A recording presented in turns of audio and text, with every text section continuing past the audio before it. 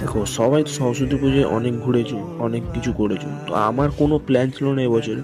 আর আমি সরস্বতী পুজোর অঞ্জলি দেওয়া বন্ধ করে দিচ্ছি, আজ থেকে 3 বছর হয়ে গেছে। তো ছাড়ো, এসব কথা বাদ দাও। যেহেতু আমি কোনো ভিডিও করি না, সেই জন্য আমি কোনো ভিডিও ছাড়িনি, কিন্তু ভাসানের দিন সবাই যেহেতু ভাসান দিতে যাচ্ছিল, তাই ভাবলাম একটা ভিডিও করে নেওয়া যেতে পারে।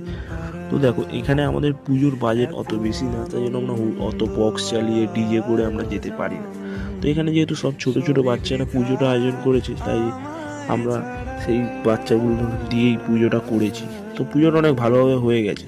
তো দেখো, এবার যেহেতু দেখলে তোমরা যে সরস্বতী মাকে আমরা পুকুর পাড়ের দিকে নিয়ে যাচ্ছিলাম ভাসান দেওয়ার জন্য, তো এরপরে যা যা করতে হয়, যে ঠাকুরকে 7 বার পাক ঘুরিয়ে আস্তে আস্তে ঠাকুরকে নীরব বিসর্জনের দিকে নিয়ে যাচ্ছিলাম আমরা। তো নিয়ে যাওয়া হয়ে যাওয়ার পরে দেখো, তারপরে তো যেটা হয়, সব পাড়ায় মিষ্টি মুখ করানো হয়। আর আমাদের এখানে মিষ্টি মুখ করানোর জন্য বোঁদে আনা হয়েছিল, আর বোঁদেটা আমরা খেয়ে নিয়েছিলাম।